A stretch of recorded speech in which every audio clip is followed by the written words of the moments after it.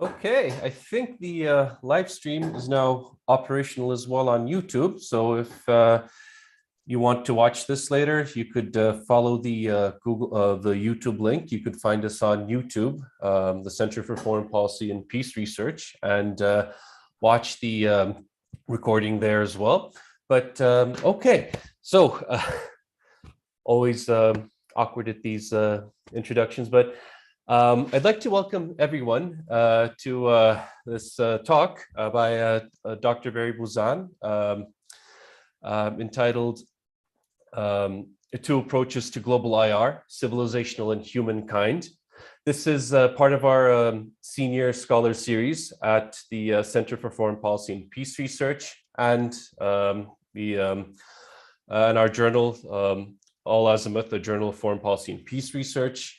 We're always very interested in topics pertaining to the international relations discipline and also to the global IR discussion, which has been going on for many years now, generating a lot of interesting discussions about the discipline, the various, let's say, various variations in the way that the discipline is being practiced, in the way that publications are made, and the voices being represented. And we're very thankful to Dr. Barry Buzan for agreeing to join us to deliver this talk. I obviously don't need to say much about Dr. Buzan, as all of you who are interested in international relations are well familiar with his work. Whether it's on the English school, whether it's on the Copenhagen school, or this global IR debate as well, discussion as well. His works, I'm sure, are familiar to all of you. With that said, the ground, let's say, rules for this talk are that Dr. Buzan will be speaking for about 45 minutes, 50 minutes, and after that we'll have a Q&A session, in which case you'll have the opportunity to ask Dr. Buzan questions. I'll ask that you kindly keep your questions short and to the point and relevant to the discussion, and otherwise I think we don't have any other issues. Let me also say one last word. Dr. Asad Aydınlı is unable to join us today. He's traveling as part of a Fulbright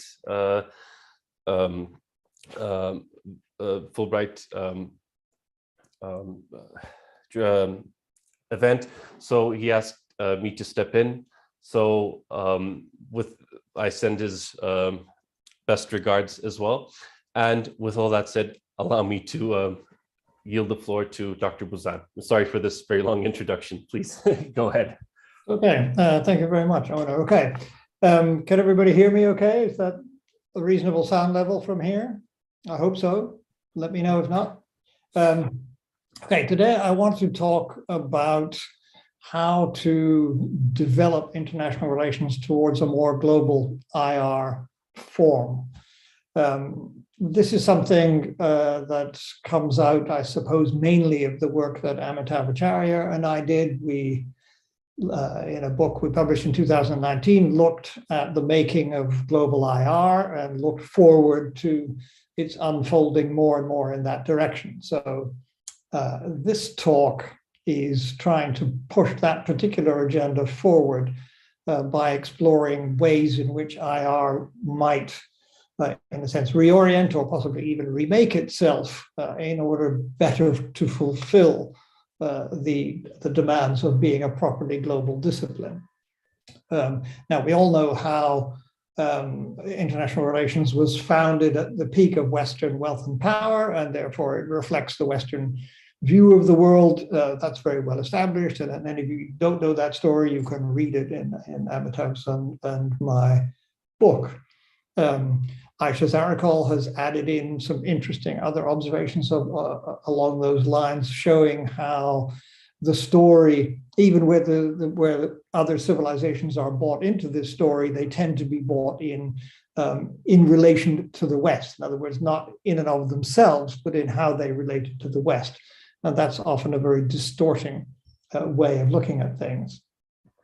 Now, you might think that post-colonialism is obviously the way forward here, but I have reservations about that.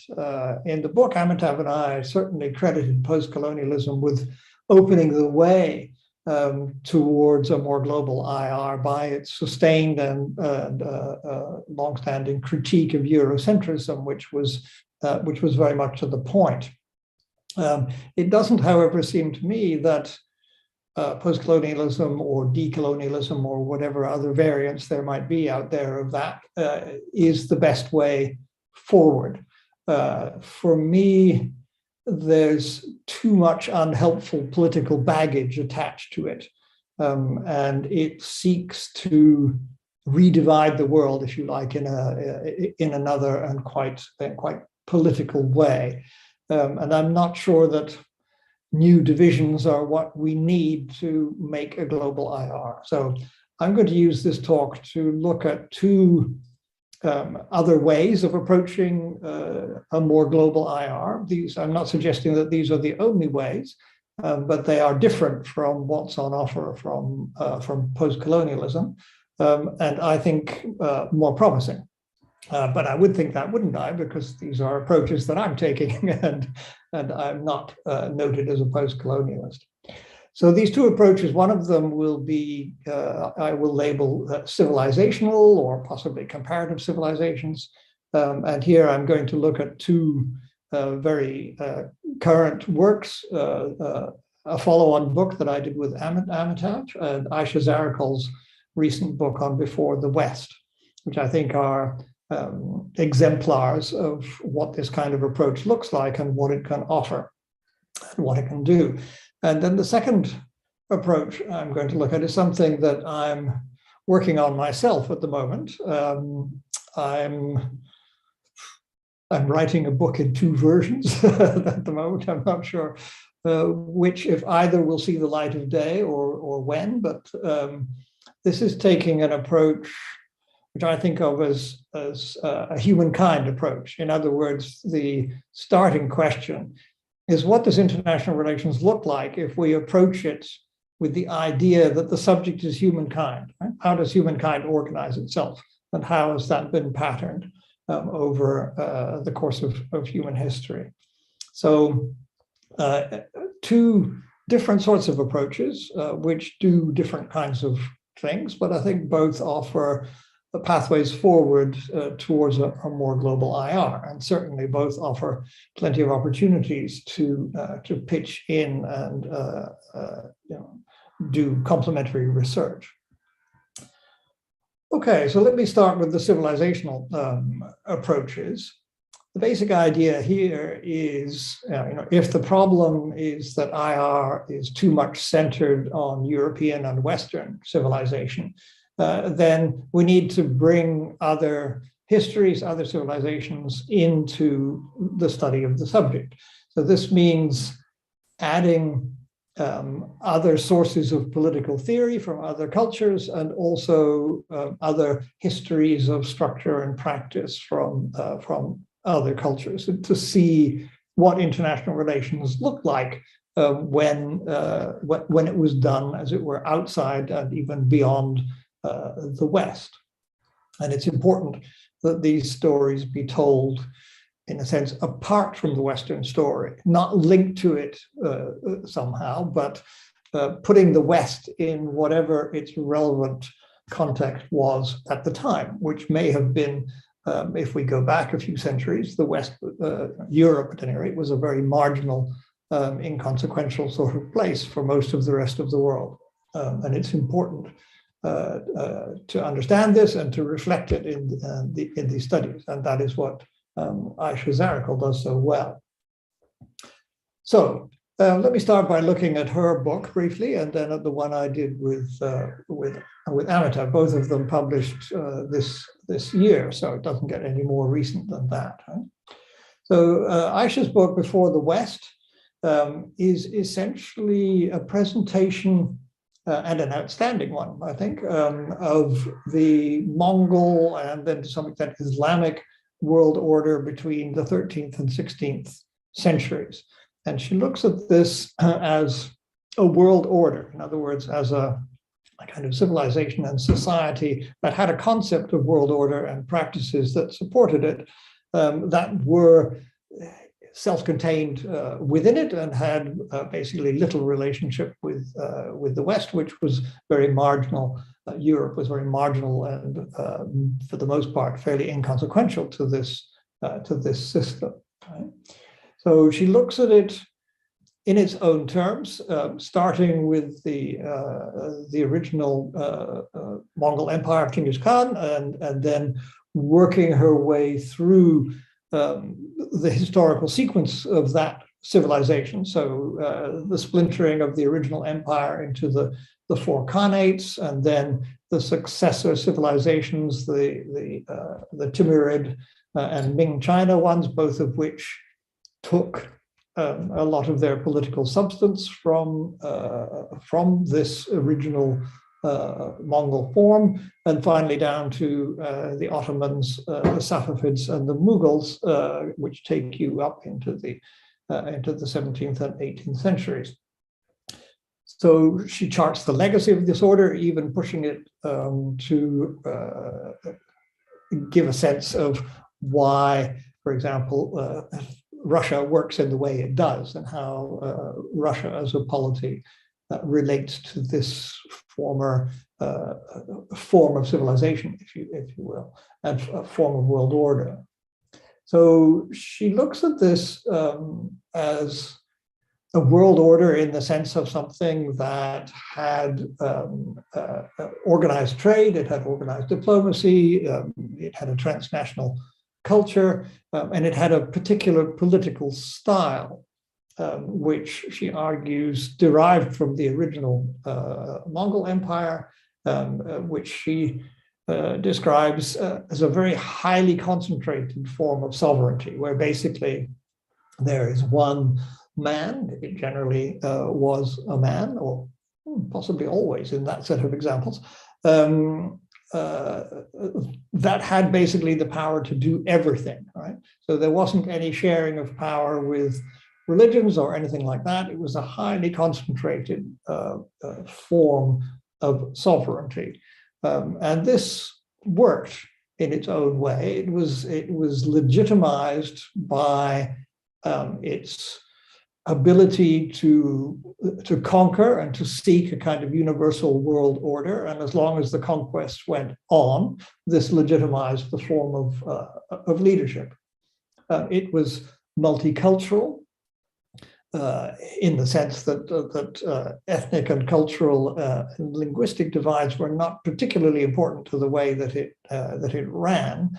Instead, and it didn't run on states as such. It ran on what she describes as great houses, for which there is a hierarchy. So the sort of top great houses, like the Chinggisid line itself, down to relatively minor local houses, all of which were arranged in a hierarchy. So that was the kind of, it wasn't a system of states, it was a system of great houses. And she nicely points to the Habsburgs as an interesting European equivalent of a great house, which is trying to organize a kind of universal empire. Right? So it's a very distinctive approach. It's not like the Western political order at all, and it really had very little to do with the Western political order, with which its contact was fairly marginal, and it had not. The Europe and other such like was not a great center of wealth and power for most of this time, a bit more so towards the end, but for most of it not. So this is a history that can be told handily apart from the Western one, as a thing complete in itself and therefore available for comparison. She charts also the disintegration of this order, looking to find their possible lessons for an allegedly declining West, and saying, here's a kind of comparator that you can use that's a completely different kind of political order, and you can look at it in that way. So this contribution, this way of doing global IR, is to bring in another world order, another civilization, its history, and its ideas, and show what kind of model of rise and decline it has, and what kind of structure it has, et cetera, et cetera. And all of this is brilliantly done and very clearly written. And if you're interested in this kind of thing, I can certainly recommend that book. Now, Amitabh and I felt that in our 2019 book, we had kind of opened the path, in a sense, towards a global IR, and made the suggestion that more comparative civilization need to be brought into this, but we hadn't actually done it, and we ran out of space in that book to do it. So we decided to move on and have a go at that. Now, obviously, that requires a rather wide range of knowledge, to put it mildly. So we restricted ourselves to looking at 3 civilizations and to trying, as best we could, to disentangle them from whatever history they might have had with the West. So our driving question was different from Aisha's. We were thinking along the lines, well, the world we're moving to is one which we call deep pluralism, in which there's a widening diffusion of wealth and power and cultural and political authority. And therefore, we need to know the answer to the question of what are these cultures, what are these new players going to bring to the table of international relations? They're going to arrive there, indeed have already arrived there. But what kind of ideas, what kind of historical baggage and such like do they bring with them? And that was the question we were trying to answer. One justification for doing this was, of course, that only the West went through that particular period of modernity and global dominance. So we can't kind of think about what would have happened if those other civilizations had been in that position instead of the West. We don't go there. We don't try and do that. So we're more looking backwards and justifying this by the way in which Western IR also looks backwards and is still influenced by writers from a long time ago. They're influenced by the history and practice and literature of ancient Greece and classical Rome. So writers like Thucydides are still in play, and writers from hundreds of years ago, like Hobbes and Machiavelli, are still in play. In other words, the practice of the political thinking and the history from earlier times is still part of what it informs Western IR and what the West brings to the table. And therefore, it seems reasonable to assume that the same would be true for other cultures. And therefore, it's worth looking back at them in a comparative way to see, as it were, what kind of ideas, what kind of practices might inform their view of international relations. So we know that a lot of these cultures are bringing post-colonial resentment to the table, fair enough, but what's their own legacy of history and practice that they're also bringing to the table here? Now, to try and get at that, we looked at 6 areas of comparison so that we could take 6 what we hope are broadly neutral concepts and ideas that seem to play a role in the theory and practice of all of these civilizations. Once you begin to familiarize yourself with some of their early literature, these kinds of discussions pop up. So these 6 perspectives, as it were, are set up as a kind of model that could be applied not just to the 3 civilizations we look at, namely pre-Mughal India, China, and the Islamic world. They could be a model to be applied to any other civilization as well, and its literature and practices, to see if that still fits. So the six factors we looked at were, first of all, power politics. We had no difficulty at all finding reference for discussion and practice of power politics in all of these civilizations. All of them also had discussions and practices around hierarchical orders. Interestingly, all of them had a reference around peaceful coexistence. We tend to think of pre-modern times as fairly violent and imperial competitions and wars, et cetera, but there was an element of peaceful coexistence here. And it's interesting that in this sense, peaceful coexistence was often talked about in the context of empire. In other words, the principal model across these civilizations for peaceful coexistence was the successful implementation of a universal empire. That would be what brought peace. All of them also had discussions and practices around trade, therefore a kind of international political economy variable, if you like. There were also common discussions and practices around the differentiation between territorializing approaches and what these days we would call transnational approaches, and the kinds of actors that go with that.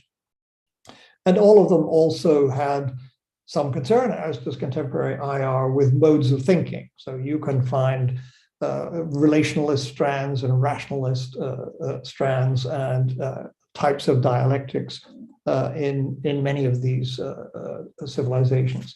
So there seemed to be a sufficient basis to go ahead with a comparative study that didn't presuppose a set of Western concepts. Now, you might argue that this is a set of Western concepts, so that's something that we might talk about in the discussion. But it doesn't seem to be. I mean, these concepts seem to be fairly universal, and the West is just one and the most recent reflection of them. So in that sense, the West could be also analyzed under this set of ideas. So what we found was that there was really no tremendously stark differentiation. In other words, we couldn't say one of these civilizations was this way and another one was that way, and that they were very obviously different in a clear way. They were more mixtures in the sense of that in all of them, versions and variants of these concepts could be found. All of them, for example, had this idea of a successful universal empire as the leading form of peace project. All of them also seem to share some kind of version of the mandate of heaven, where the legitimacy of rulers was somehow validated in a religious way by linkages of one sort or another to gods of one sort or another. We found a bit of a spectrum in a sense that China seemed to lean more strongly and more consistently towards the universal empire, and therefore, in a sense, statist and territorial mode of international relations. Whereas Europe, of course, infamously leans, at least in recent centuries, it leans more towards the idea of an anarchic state system and a decentralization of power. And that contrast is interesting because it seems to be to reflect, I suppose, is the right word. It seems to reflect a different evolution of political understanding in those civilizations, where for the Chinese, the idea of hierarchy is the key ordering principle politically and socially, whereas in the West, the key ordering principle has eventually become the kind of distribution of power in both internationally and domestically, so that one has balancing forces to constrain the exercise of centralized power. And that has become, in a sense, the preferred principle of order. So from a Western perspective, too much hierarchy is a form of disorder. From a Chinese perspective, too much pluralism is a form of disorder. And that reflects quite, therefore, deep philosophical differences in the deep background of these civilizations. If China and Europe constitute the ends of a spectrum, the middle seems to be occupied by India and the Islamic world, both of which are interesting examples of kind of hybrid systems, that they have quite a lot of what in English school terms would be called world society. So the idea of, say, of an Islamic community, or in the case of India, more the idea of religious communities, Buddhism, for example, and Hinduism as transnational activities that are not particularly linked to the state. And in both cases, these transnational dimensions of these civilizations actually do quite a lot to not replace, but to minimize the need for stronger political structures, so that in both the Islamic world and in the Hindu world with the caste system, the kind of basic rules of society and also the basic rules for the economy are bound up in the culture itself. It doesn't, in a sense, require a state or an empire to do these things. So these civilizations have been one in which the political structures have had shallower roots and have been more transitory. So this is the kind of comparison that we've got going, and which we think provides interesting insights into what these cultures, in the light of their own historical backgrounds and practices and thinking, what they will bring to the table. One caveat on all of that is that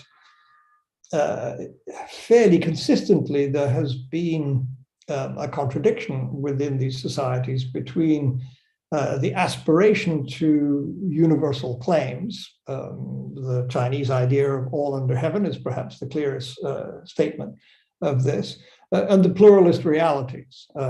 So this was also present in the Islamic world, where according to the theology, there's only supposed to be one Islamic state. But for most of history, there have been more than one Islamic state, and therefore they've had to have international relations. They've had to either get on or not get on with each other, to fight each other or to cooperate. And of course, like everybody else, they did a bit of both. But it does put that contradiction into the heart of it. And that's something that Aisha also identifies in her book, that the kind of the Chinggisid political form worked as long as you could make the case that it was expanding and therefore might validate itself by reaching a universal empire. It was okay. But as soon as it ran out of steam, which of course all of them did, because they simply didn't have the logistics and the technology and the numbers to construct a real universal empire, then this contradiction undermined the legitimacy of the system. Okay, so that's the kind of civilizational approaches, and obviously that opens up a huge agenda of things to do. There's lots of other civilizations that can be looked at using either Aisha Zarakal's approach or the approach that Amitabh and I have used, or indeed some other approach which you are free to invent for yourselves.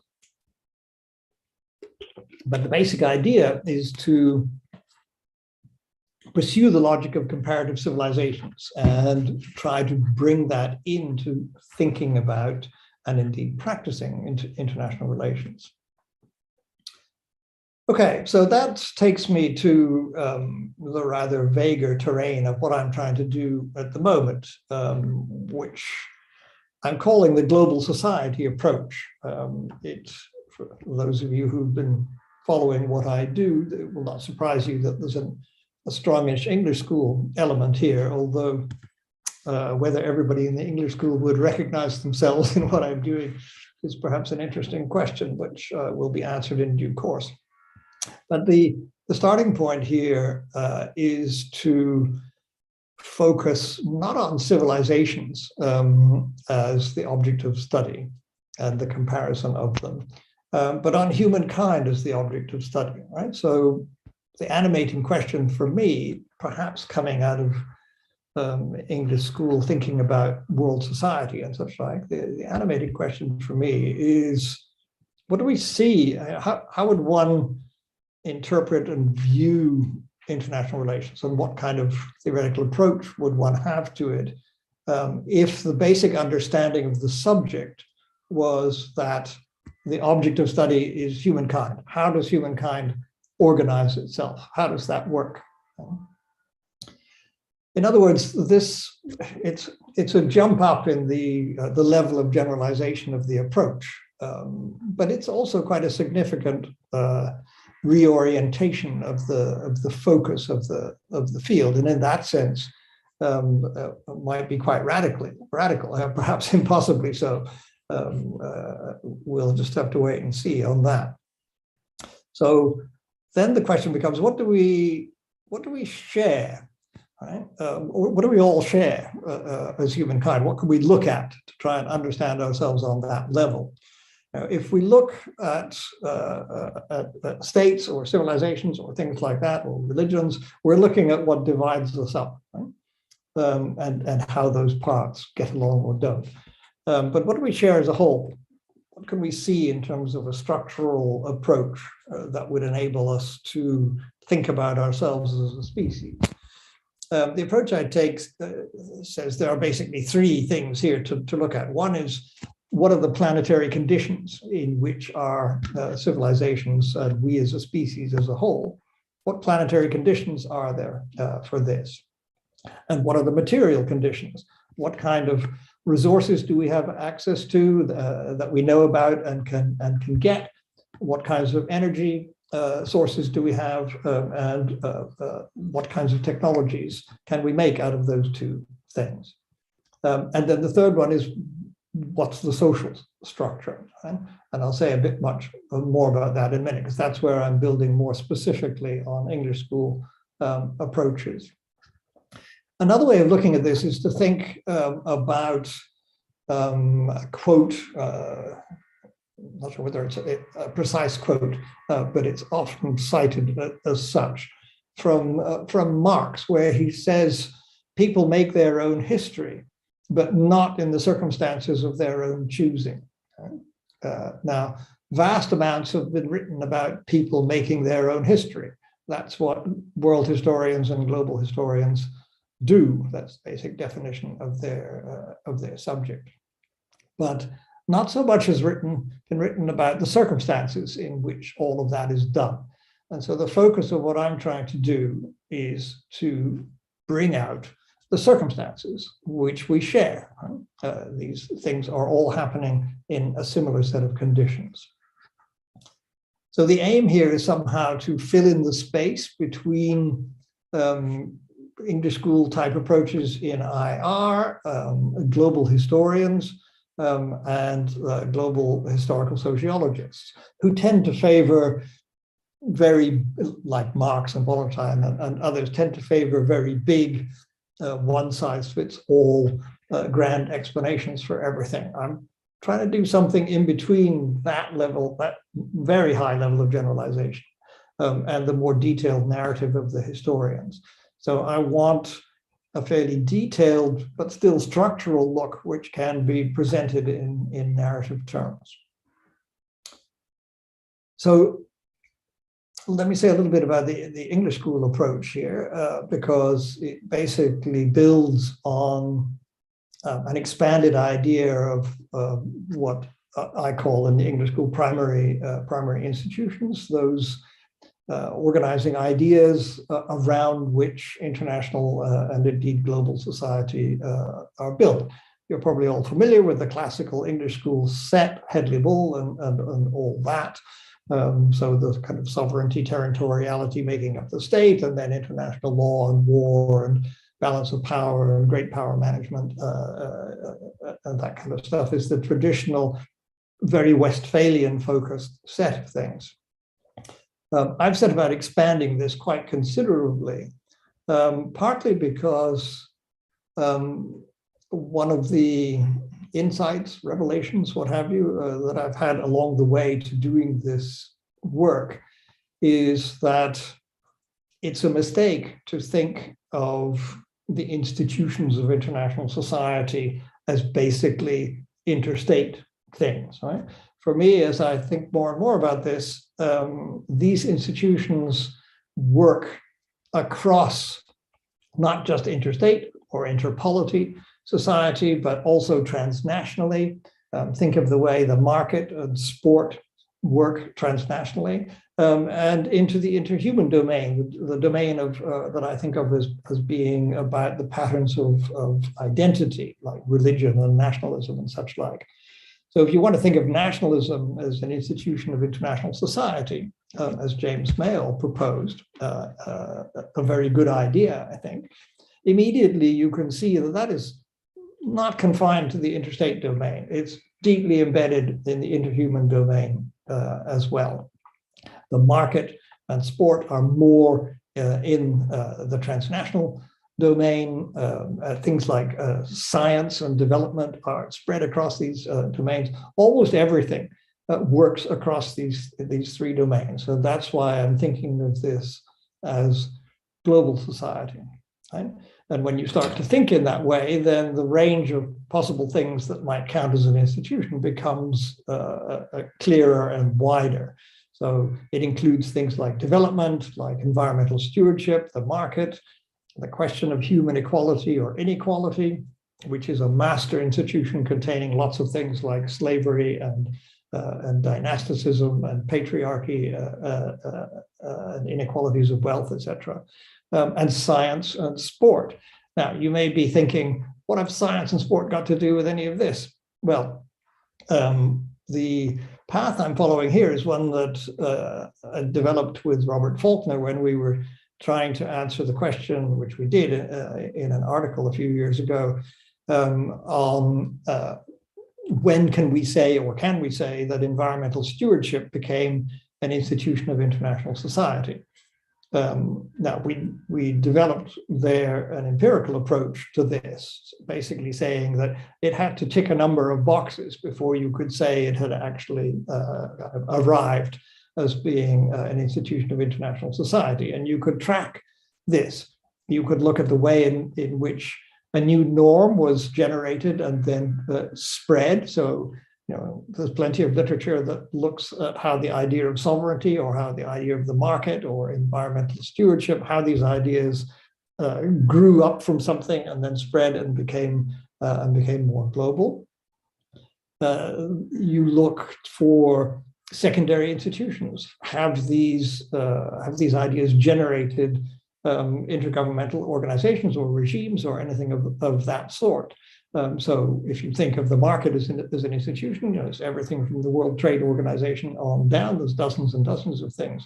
If you think of sport, I mean, most of you are probably football fans, and you probably have a much clearer map in your minds than I do of how many organizations there are and global federations and all of that stuff that represent the organization of sport. You look at the state adaptations to these things. How do states change their institutional structures? How do they change their law? How do they change their behavior in response to these new norms? They set up ministries of the environment. They might set up ministries of sport and other kinds of things. So you can track the way in which these things become embedded in the state structures themselves. And you can also look at the way in which these institutions interact, how do rising institutions interact with the institutions that are already there. James Mayle, again, pioneered this by looking at the way that the rise of nationalism affected other institutions like territoriality and sovereignty and such like. And you can see in the case of environmental stewardship, one of the big impacts there has been to shift what was the existing institution of development, the kind of right to development, to the right to sustainable development, right? So you can see that these institutions are interacting. So that's the basic framing for thinking about global society in terms of a more or less English school concept of institutions. Working that way with the three factors of planetary, material, and social conditions, with this set of primary institutions being the essential content of social conditions. What I then did was to apply this to the question of identifying eras in human history, starting from the last ice age. And somewhat to my astonishment, this came out very clearly in the sense you could identify a very clear a kind of hunter-gatherer era that went up to about 10,000 BC, in which the planetary conditions and the material conditions and the social structures were relatively the same across humankind. You then get a period of transition. So I introduce here a somewhat novel idea in terms of human eras, that there are eras, but they are separated by periods of transition. And that the first one of these is between about 10,000 BC and 4,000 BC, and is marked by a change in the planetary conditions, where you get global warming leading to a stable, reasonably warm climate, the so-called Holocene era. And that produces, first of all, a shift from mobile lifestyles to settled ones, and then a shift to agrarian production rather than hunter-gathering. So you've got a longish transition there. Then you get a second era. I like to think of this as the empire of eras and human inequality, which goes from around 3000 BC to 1800 AD. That era is fairly well established in the idea of agrarian empires and such like. It is probably familiar to most of you. But I then depart from the norm by saying where we've been since the beginning of the 19th century is in a second transition period, which has not finished yet. We're still in a transition period. We don't know what era 3 looks like. We don't know what modernity looks like, and that's a long and complicated story that I don't have time to tell here. So it seems to me that where we are now is kind of hitting the limits again of planetary carrying capacity. So we're in another crisis as to whether the kind of untrammeled, unrestrained pursuit of wealth and power that's been going on for the last 2 centuries, how does this square? Can it be squared with the clear limitations on planetary carrying capacity that we are meeting now? So that's, in a sense, the dilemma that we're in. But all of this works, or at least I think it works, at the level of humankind. Right? So one can have a coherent discussion about the organization of our species and how that organization has evolved in terms of what are its characteristic social structures, what are its characteristic material structures, and what are the planetary conditions that either support or undermine it. And that gives you a way, as it were, of taking this discussion about global IR up to a different level, a higher level, unfamiliar terrain in some respects, but perfectly doable. I can assure you, and quite a lot of fun. I've had a good time writing this book. Okay, well, I can see that my allocated time is running out. So let me just draw some conclusions from this. I think these two approaches, the civilizational one and, if you like, the global society or the humankind one, they're not mutually exclusive. Right? I'm not trying to set these up as one is better than the other, or we should go one way and not the other. I think we should do both. They require different kinds of expertise. They make different kinds of contributions. And there's huge scope in both to redefine IR in a more global direction by making it, in a sense, more representative of humankind, either by bringing in more civilizations one by one or in groups, or just pushing the whole level of analysis up to the point of humankind. I think, as I mentioned in the beginning, that the kind of post-colonial approaches and their what is now a little family of approaches there,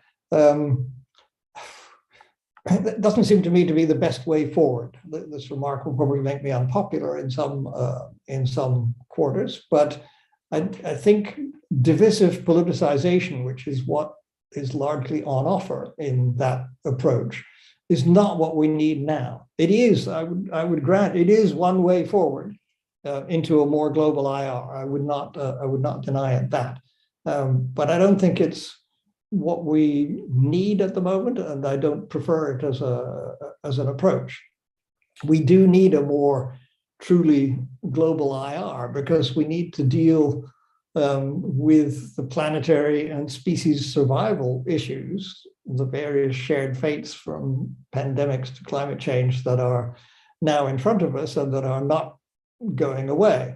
And these things are now in front of us at a time when our capacity to manage the planet and ourselves as a species is, if not quite at an all-time low, then at least at a relative low, because we are also in the transition period between the kind of first burst of the transition moving towards modernity, which was marked by an extremely uneven distribution of wealth, power, and cultural and political authority. That's now breaking down, and we're moving into a second phase in which wealth, power, and cultural and political authority are more diffused in the system. The rise of China is the marker for that, but there are plenty of others.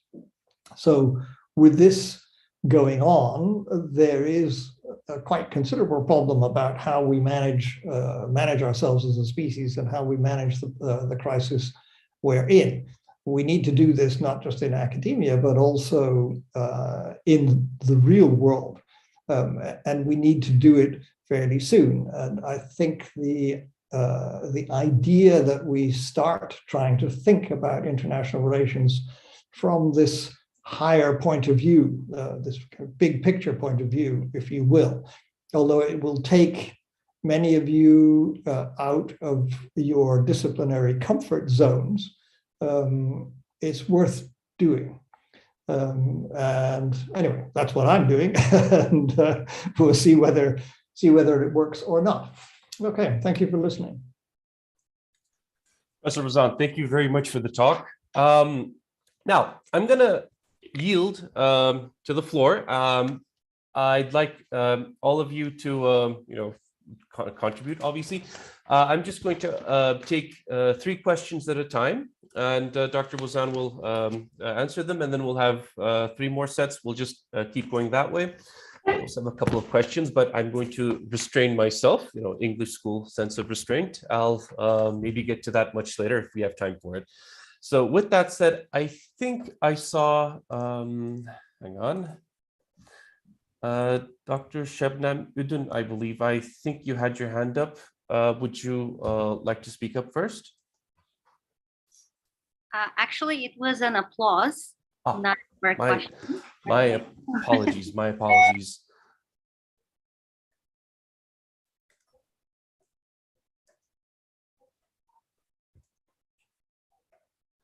Well, let me, in that case, okay, let me, if people are asking questions, I'm unable to see them here. So let me, in that case, oh, is that an applause or a hands up question? In that case, let me ask first. Now, I'll have to be honest with you. I haven't, okay, Mehmet Çelebi, please go ahead. Okay, You have the floor. you. Well, I'm sorry, I was thinking about my question, I was trying to formulate it, but seeing that nobody is jumping up, I tried to jump up. My question is about using civilizations as a unit of analysis, I guess. I mean, maybe I'm wary of the concept because of Huntington, and it brings up images of clash of civilizations, but still, basically, my question is whether civilizations are isolated enough or homogeneous enough to be used as units of analysis. Thank you. Okay, that's our first question. Thank you. And Ismail Yaylıcı, if I may, please go ahead.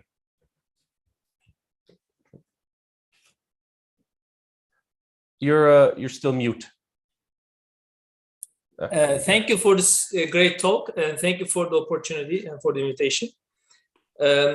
One thing, I was able to read the introductory chapter of your 2019 book with Amitav Acharya, and there you suggest that when you talk about the reasons why studying the civilizational repertoire or the different historical repertoire of different civilizations, is one of the reasons is that it provides a window into different repertoires, different, it gives hints about theory and method.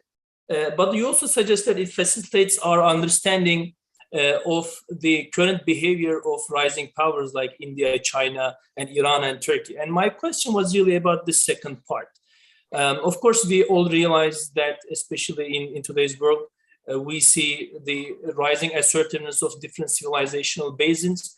But to what extent do you think this really informs actual foreign policy behavior on the ground? I'm reminded of things like one scholar wrote about Ayatollah Machiavelli, for example, that the Ayatollahs of Iran are very much on a Machiavellian trend, and that the vocabulary that, say, realism provides is enough to understand what Iran's foreign policy behavior. Or even think of John Mearsheimer saying that he feels more at home in China than in the United States because of the way people think about foreign policy actions. So to what extent you think it, or say, for example, Islamic concepts of Ummah or the Caliphate, or even more recent conceptions, people often say that these do not inform foreign policy behavior, but rather these are broader cultural concepts that lurk in the background. So my question is, to what extent do you think this informs actual foreign policy behavior? Thank you. In fact, if I may also add one more, just piggyback on that, it seems to me that a lot of the decision-making that takes place within states are informed by institutions and a general, I would say, a global culture as well. Do these not have a much stronger impact on the decision-making than, say, outstanding cultural values or maybe historical ideas? I suppose you could even get into the literature on strategic culture as well in this case. But Professor Buzan, please go ahead. I just want to add that, but thank you. Okay, thank you for those questions.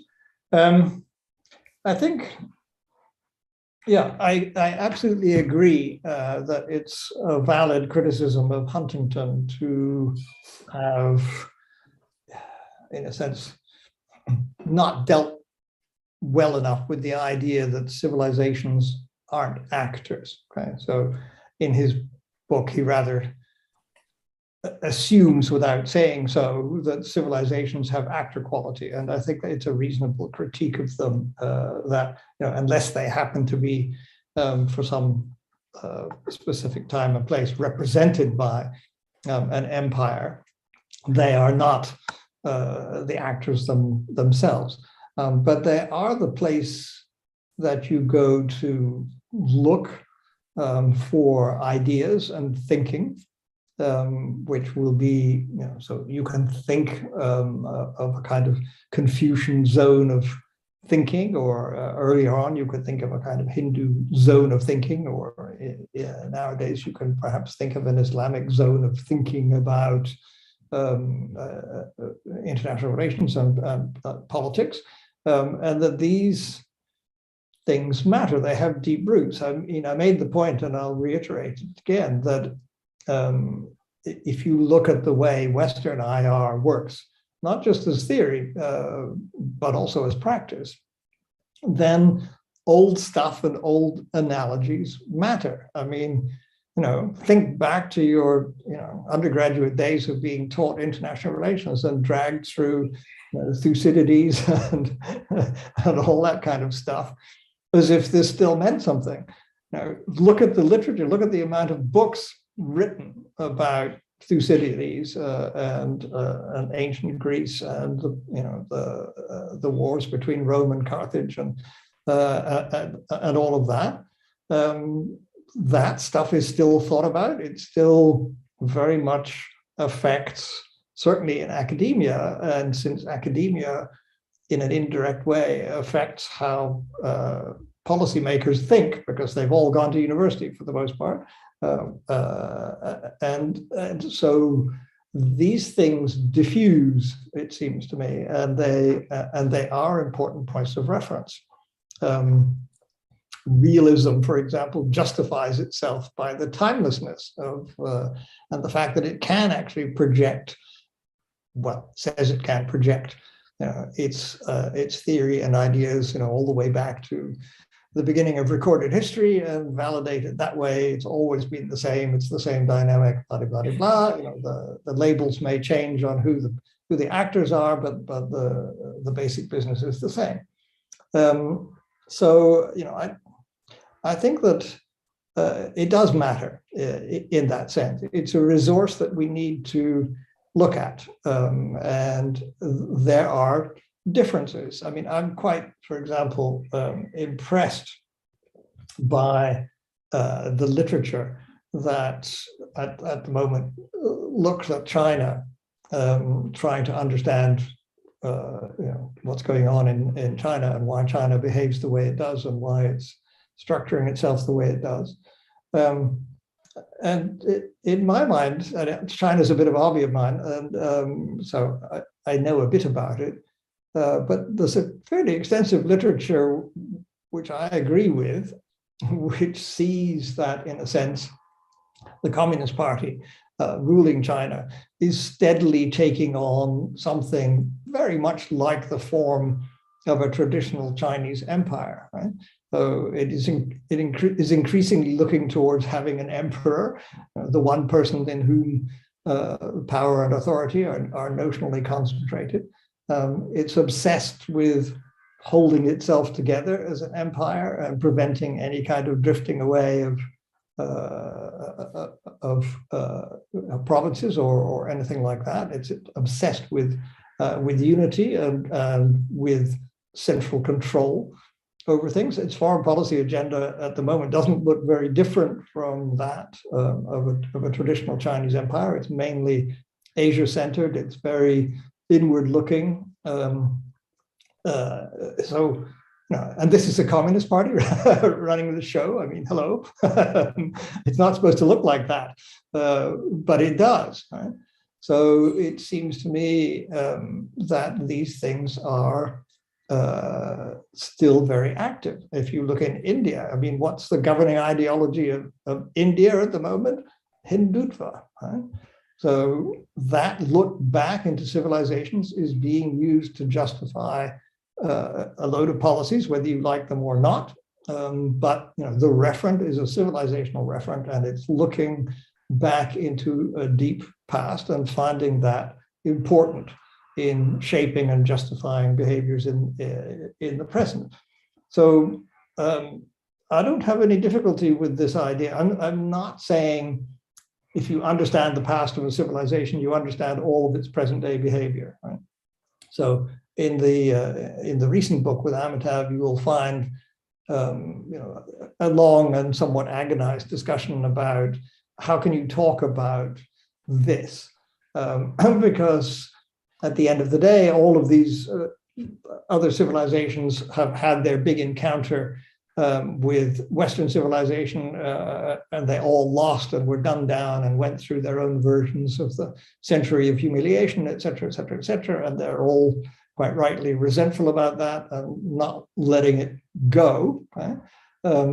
So that experience, okay, is something which you can't dissociate from the West, and you can't kind of do a counterfactual account and say, well, if it had been, I don't know, China rather than Europe that dominated the world, what would that have done to China? What would it have looked like? I mean, there's just, you could write some interesting, counterfactual fiction on that basis, but I don't think you can make any kind of hard and fast projection of what that would look like. So it's not an attempt to say this explains everything. It's basically saying you need to understand the background of these other civilizations as they are coming to the table, and the actors that think that they represent those civilizations, because that stuff is still in play. It's not the only thing in play, but it does provide a set of metaphors and analogies and theories that will inform the way that people think. And it also provides a resource, a comparative IR resource. What do other systems look like? How do they operate? Even though they may have been at a different stage of technological development and such like from ourselves, there's clearly quite a lot, in those 6 basic ideas that I set out, that Amitav and I use for the comparison. That works. It works across time and space. Not difficult to find, referent behaviors and referent discussions of those things across all of those civilizations. So, with the caveat that this is, doesn't tell you everything you need to know. It simply tells you some important things that you need to know, which are part of the package. That I will stick with. Thank you very much. Mehmet Hocam, did you have a follow-up? You still have your hand up? I'm sorry. Okay. Okay. All right. So who else? Well, please feel free to raise your hands. Let's have another round of questions. Okay, Shebnem Hocam, please go ahead. Thank you very much. Now, this one is for a real question. It is great to see Professor Buzan, and thank you again for this talk. My question is about, as you said, the foreign policy behavior, which is affected by basically the sociology of things. And I would like to know if you had any research on the psychology that affected the foreign policy behavior and also the formation of civilizations. And to be direct, perhaps I should mention the concept of chosen trauma and chosen victory. This is one of the things that I also look at in my own research for understanding foreign policy behavior.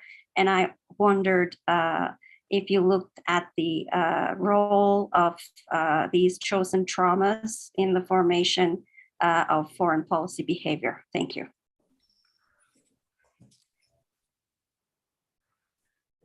Anyone else?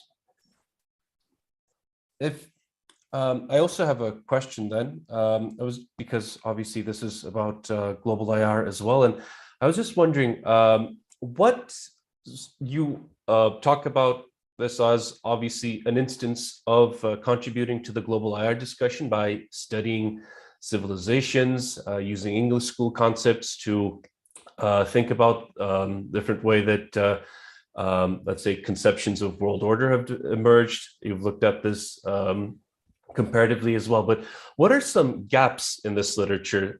What, for example, could aspiring researchers or people who are coming into this global AI discussion now and who want to contribute to it, what might they be interested in developing? What are some gaps that you thought about? What could be a neat idea that requires maybe, let's say, further scrutiny? Because we always talk about the need to have a more positive global AI agenda, because a lot of the studies out there are very political or very much centered on criticism. In fact, one of the publications that I contributed to as well, that I co-authored, also has that sort of stint as well. We want to develop a more positive agenda. So what would be your advice for, let's say, people who want to contribute to the global IR debate?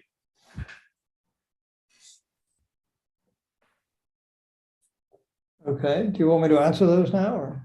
Yes, please. Go ahead. Okay. Well, the psychology of policy formation. The basic answer to that question is, I'm afraid, no. I have not done anything of this sort, and somewhat beyond my intellectual resources to do that sort of thing. So that, in a sense, leads into the answer to your question about, you know, where to from here. What other kinds of work? Amitav and I wrote that book. It's quite a short book. I'm quite proud of that. It's the only short book I've ever written. It has been an aspiration of mine for some time, but I've mainly failed at it. But we were very conscious of the limits of our knowledge, right? So, I mean, writing up 3 civilizations in a chapter each, it's got to be at a fairly high level of generalization. And we saw that book as basically a door opening exercise. I mean, saying to people, you know, look, we know something about these 3 civilizations, and we think we know enough to stick our necks out in a kind of preliminary reconnaissance into what it might look like if you went there and how you might approach this kind of study. But the thrust of the book was very much that, you know, we're not experts in any of these civilizations. We are kind of hobbyists and amateurs in a sense. We kind of know what we're doing in a general way, but we have no kind of massive depth or detailed knowledge of this.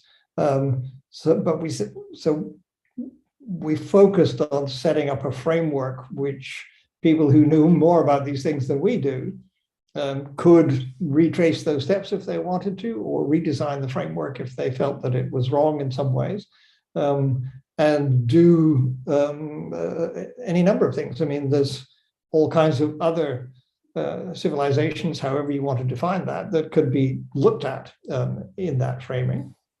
And the 3 that we looked at, I mean, that exercise hardly exhausts the topic. Right? So one might want to do, if one were qualified to do that and knew the literature well, one might want to do psychological studies. I'm not quite sure how that would be done. It's kind of pretty much outside my comfort zone. So I don't know how you could do psychological studies of dead people long ago, or maybe there's an established methodology for that. I just don't know. But somebody who does know and found that interesting might want to pursue that and look into the thing from that particular angle. So I think there's a kind of infinity of possibilities, both in the 3 civilizations we looked at and also in the one that Aisha has looked at. I don't think, I don't know whether I can speak for her on this, but I don't get the impression that she thought that what she was doing was the last word on the subject, but that she was also opening up, saying, hey, here, look, there's something that's been pretty much neglected in IR literature, but which is actually pretty relevant to it. And so, here's an overview.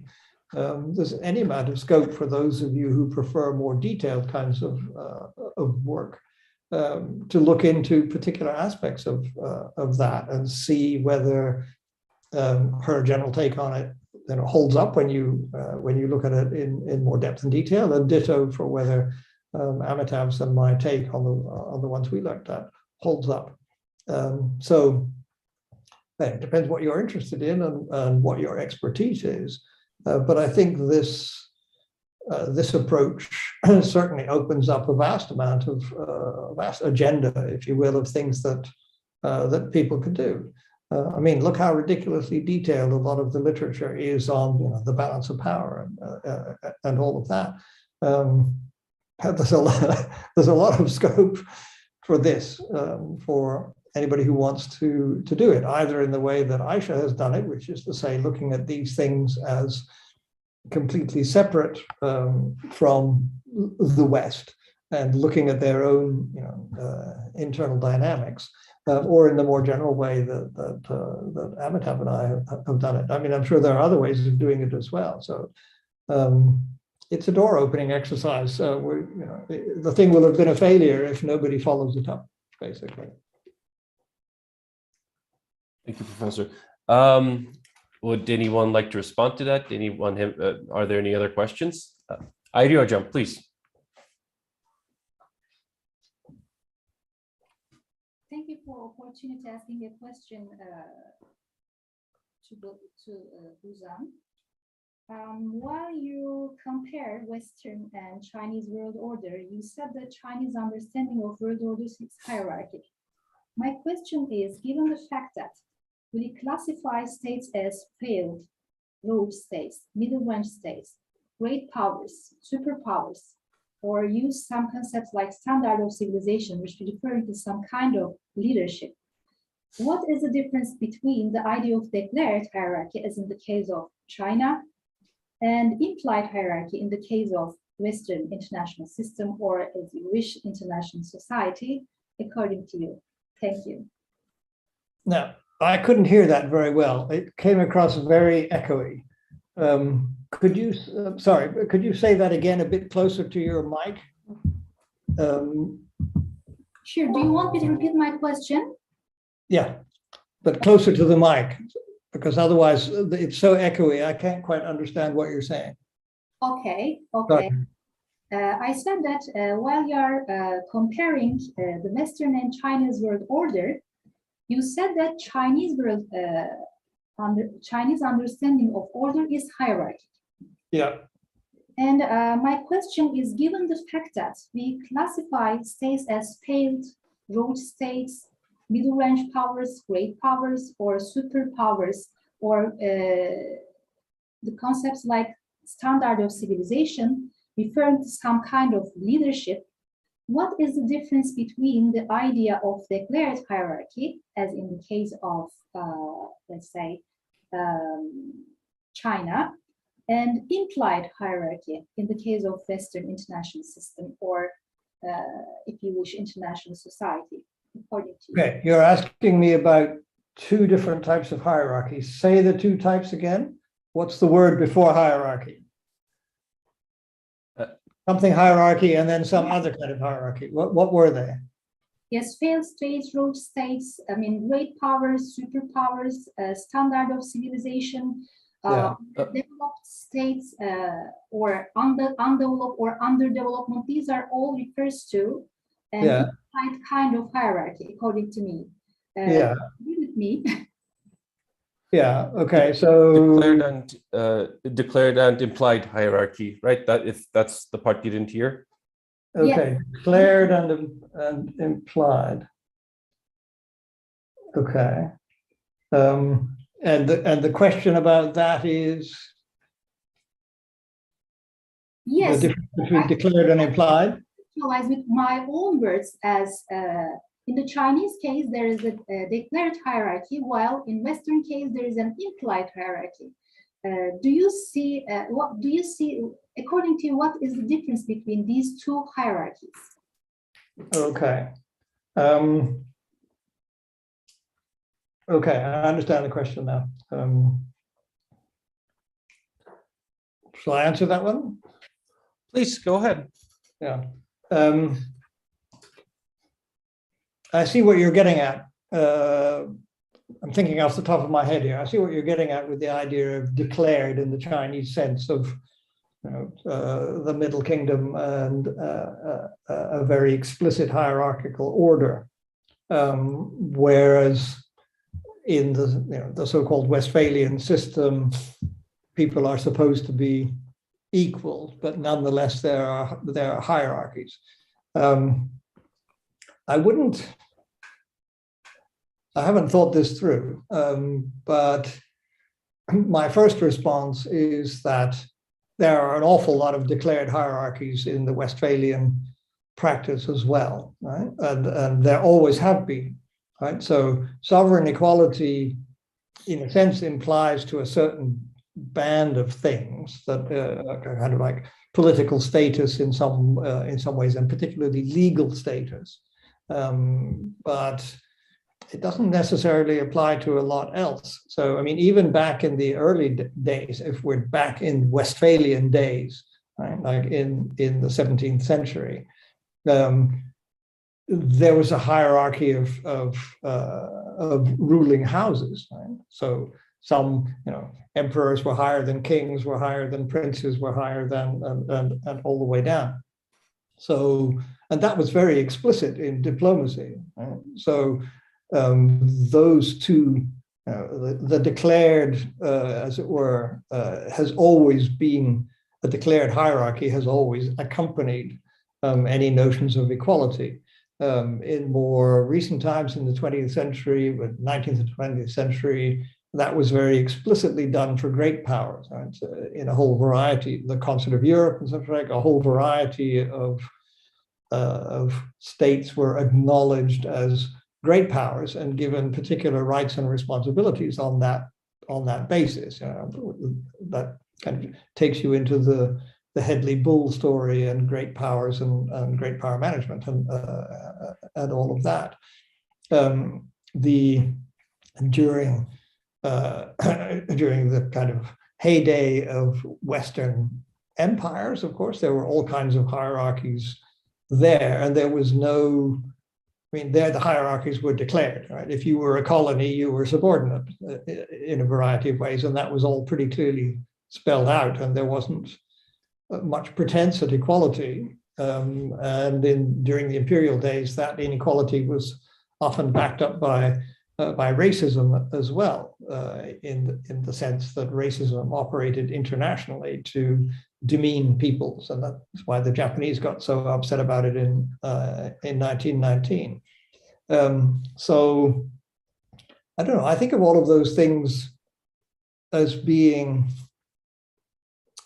declared. I mean, even developing. I mean, you know, a developing country is a status acknowledged by the United Nations.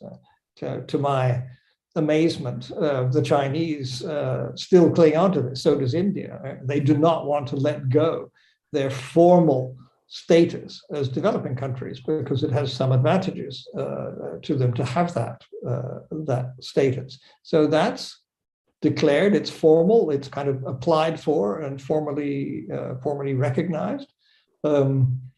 Failed states is, of course, something that it's a label that states that think of themselves as not failed pin on to those that they think have fallen apart.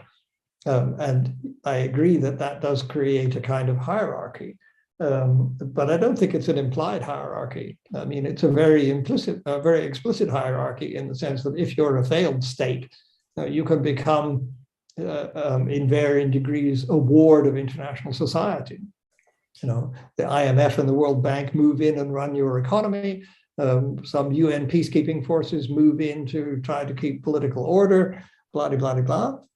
There's not much implied about that. It's all written down and sanctified in various ways. So I would say that there's always a mixture of hierarchy, or the tendency would be for there to be a mixture of hierarchy and equality But hierarchy is the more general form and equality the rarer one. And such equality as we have constructed over the last couple of centuries is still fairly narrowly cast. Right? I mean, there's a human rights component to it, which works against racism. There's a development component to it that works against economic inequality. But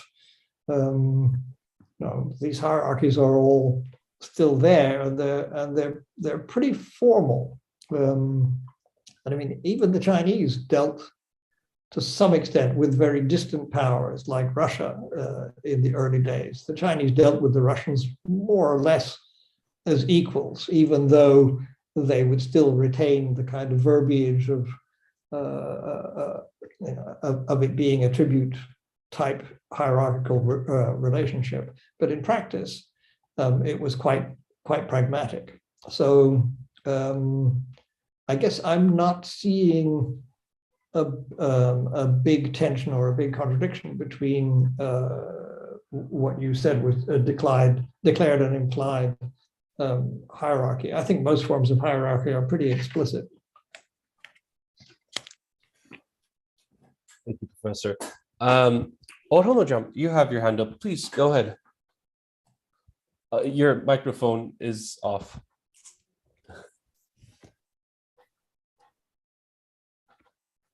Hang on. Thank you.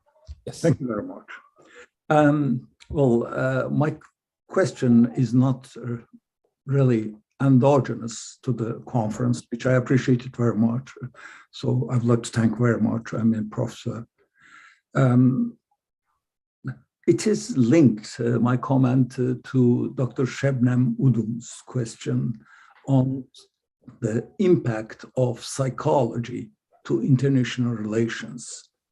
I think it's extremely important, especially in considering the contemporary international relations and decision-making, the psychological impact of the decision makers, especially at the top level, becomes really extremely important, a very important explanatory factor of the dynamics of the, I think, decision-making and of indirectly IR.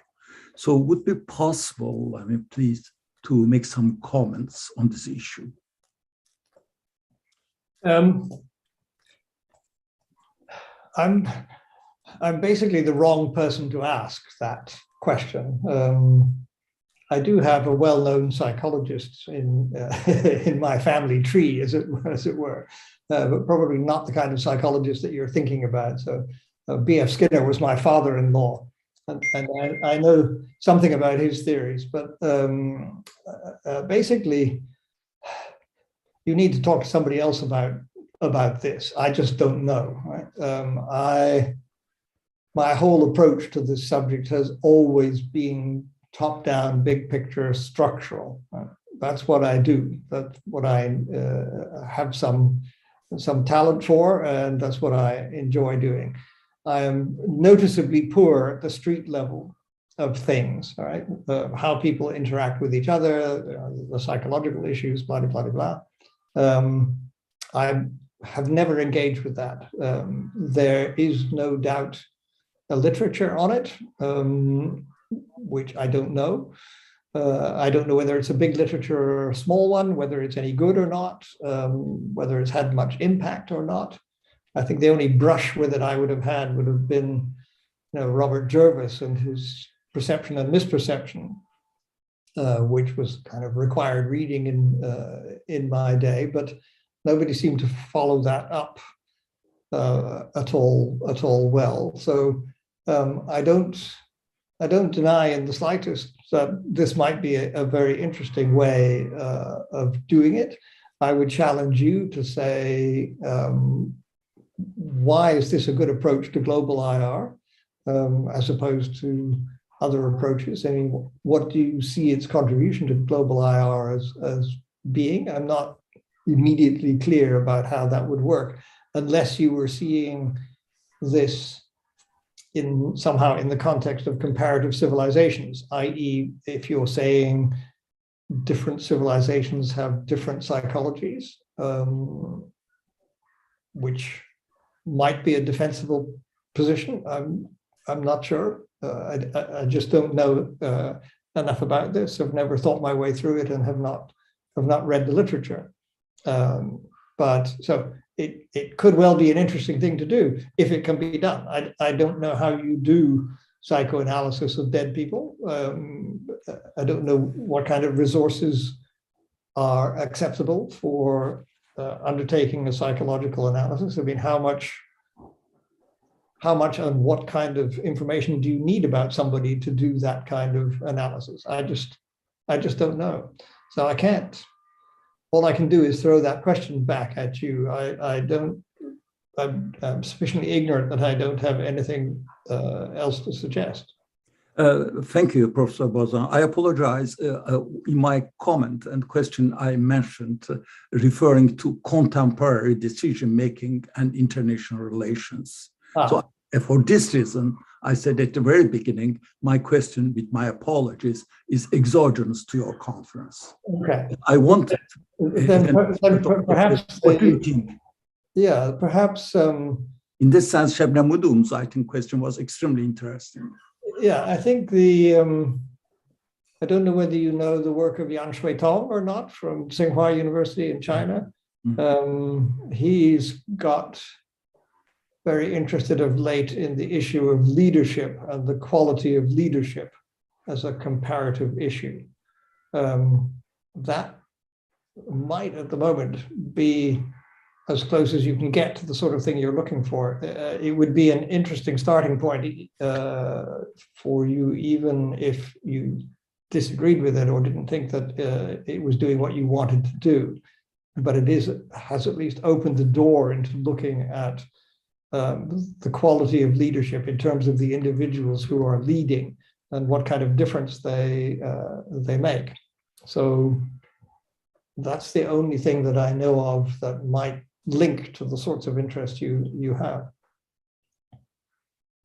Well, I don't know, how can we understand the Second World War without really understanding the psychology of Hitler or Mussolini or others, or how historically we can, I don't know, understand, I mean, some behavior and decision-making without understanding the decision-making of the people that they did. I mean, the leaders, I don't know, the kings or even emperors.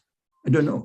I apologize. Well, you're no doubt right that you couldn't get a complete understanding of anything like that without having at least some element of that. But you will find plenty of people who are prepared to argue that you can make very good explanations for things like the Second World War that don't require particular leaders to be responsible for it. In other words, if Hitler hadn't been there, probably somebody else would have been there because the structure was all set up for that kind of thing to happen. So there's plenty of other, or balance of power theories. There are all kinds of ways of explaining things that don't require individual psychology. So you need to make the case for why you think the individual psychology makes such a big difference when there are broader, more structural explanations for some of the things that you want to try to understand. Professor, your explanation is excellent. I mean, concerning, for the example of Second World War, yes, but I think if you really do not endogenize the psychology of someone like Hitler, we cannot really have a picture relatively realistic of what did happen. Certainly the Second World War would happen, but it wouldn't be the same way. I think. Are you saying that literature isn't there? I mean, there are lots of biographies which presumably do that kind of job. But I think the international relations can't be exogenous to this type of thinking, especially the contemporary one. How can we explain the Trump's impact? How can we explain Erdogan's impact to Turkey? Definitely the institutions of international society, of world society, whichever one you refer to it. Obviously, these are repositories of practices and ideas and norms, and it just seems that they have a much stronger, let's say, staying power than do individuals. Of course, individuals matter greatly. They give shape to history, but they all have to be contextualized in their own context, in their own context, their own time. So when trying to infer general qualities about international politics, or maybe specific civilizations or regional international societies, I guess it makes, I mean, it's difficult, right? It's difficult to incorporate individual psychology into it. But I don't know, what is the, I don't know what everybody else thinks. Are there any other questions for Professor Buzan? Ismail Hocam, you have something to say, please? If I may, it's a question actually, not a follow-up on the last point. My question is about, I was wondering whether you could reflect a bit more on, or open up what you mean by the divisive politicization offered by the post-colonial readings. Would you mind, telling us a bit more about how you think your work, past work over the past few decades, actually, is different from post-colonial theory's contribution to understanding cultural difference in international relations theory and practice?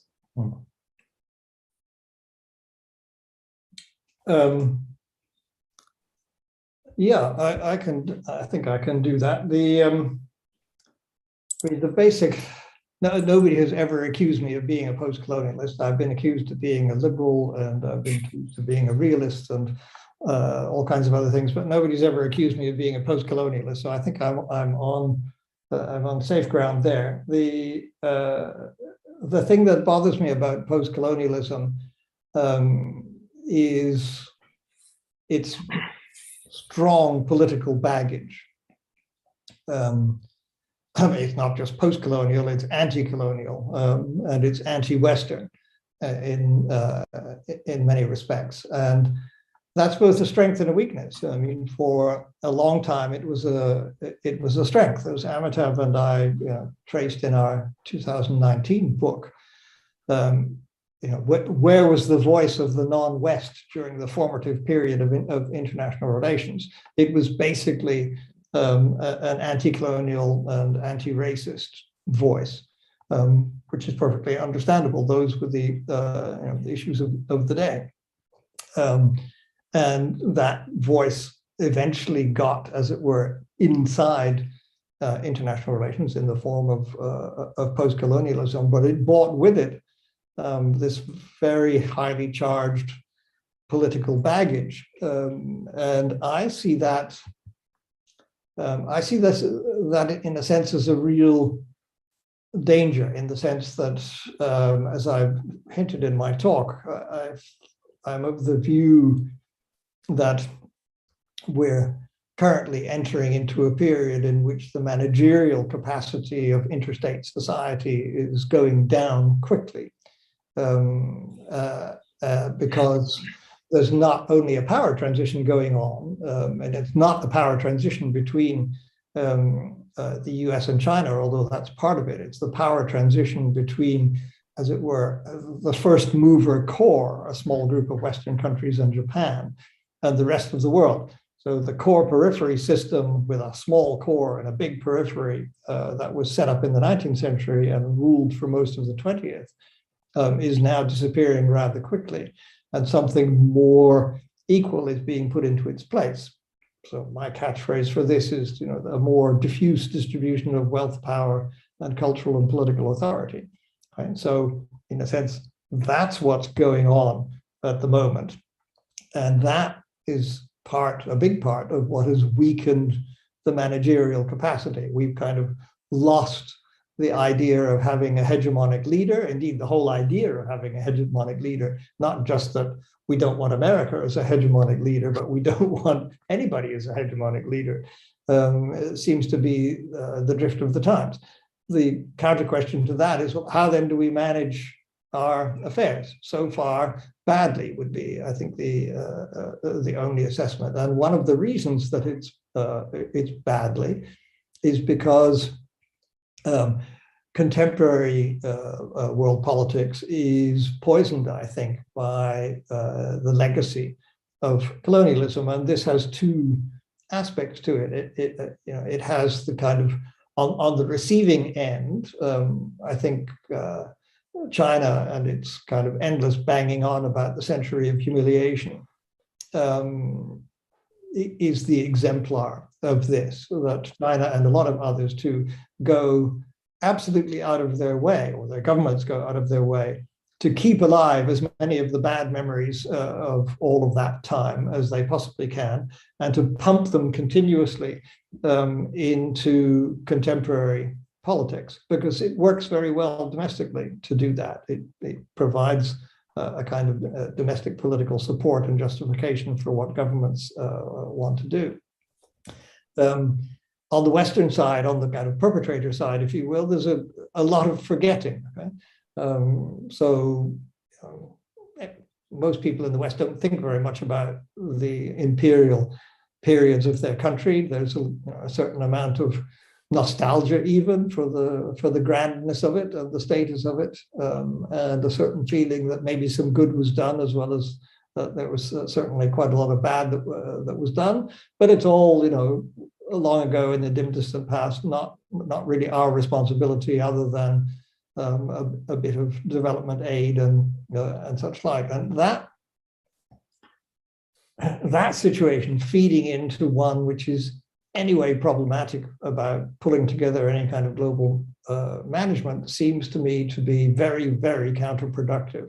It's a history problem, if you will, that we all need to address. There's,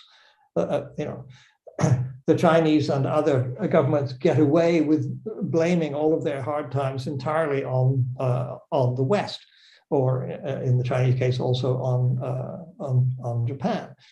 But China and Japan started from very, very similar points in the middle of the 19th century. The Japanese did okay, thank you very much, and the Chinese didn't, right?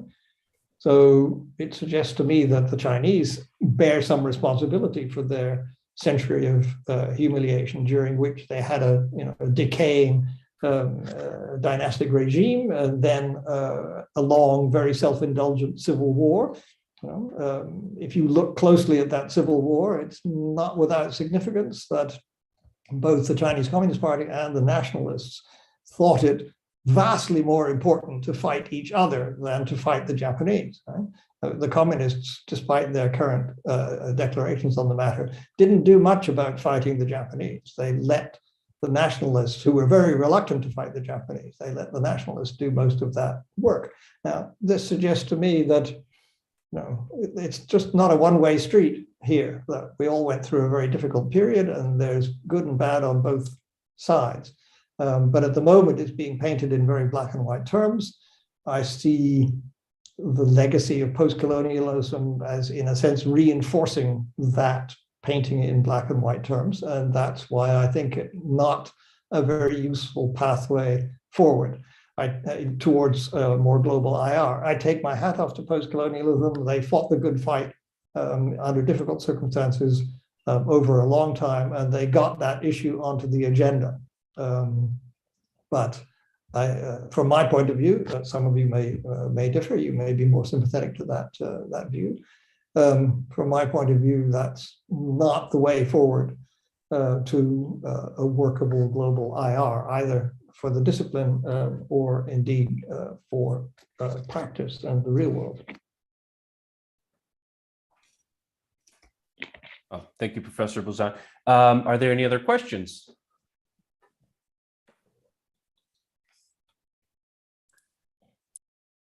We could call it a day if we're done. Well, in that case, well, all right then. Professor Buzan, thank you very much for your talk. To be honest with you, I've not had a chance to read the book yet. It's on my list. I've ordered it, but hasn't arrived yet. But I look forward to it very much. I've read so much of your previous works as well. In fact, your edited volume on Middle Eastern International Society was was inspirational for me as well. And I think this was also very productive because, again, this need to have a positive global IR agenda. That's something we've been wanting to develop. It's something that we've been wanting to promote. So this is actually very helpful, very inspirational as well. So thank you very much. And thank you everyone also for attending. And thank you for your questions. Hopefully we can build on some of the ideas here in our research as well. And if you ever want to revisit it, feel free to find us on the YouTube channel, on the YouTube link. You'll be able to enjoy this conversation again. Thank you very much. Yeah, thank you. Thank you for hosting me and thank you for the questions. Bye-bye. Bye-bye.